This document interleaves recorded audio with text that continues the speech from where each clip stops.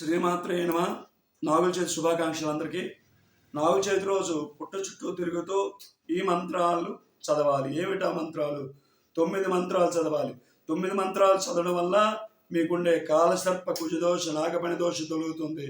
ఏమిటా మంత్రాలు అనగా ఓం అనంత నాగాయే నమ, వాసుకీ నాగాయే నమ, తక్షక నాగాయ నమ, కర్కోట నాగాయ నమ, శేషనాగాయ నమ, పద్మనాగ నాగాయ నమ, మహాపద్మనాగాయ నమ, శంఖపాల నాగాయ నమ, గులిగ నాగాయ నమ. ఈ మంత్రాలను చదవాలి. చదవడం వల్ల కాల సర్పదోషం తొలగుతుంది. అదేవిధంగా పుట్ట చుట్టూరు ప్రదక్షిణ 9 సార్లు చేయాలి. చివరి భాగంలో పాలు వేస్తున్నప్పుడు ఈ మంత్రాన్ని అందరూ ధ్యానం చెయ్యండి. ఓం నమస్తే దేవదేవేశ, నమస్తే ధరణేంద్ర, నమస్తే సర్వనాగేంద్ర, ఆదిశేషో నమోసుదే నమో నమ, ఓం సర్పరాజాయ నమ.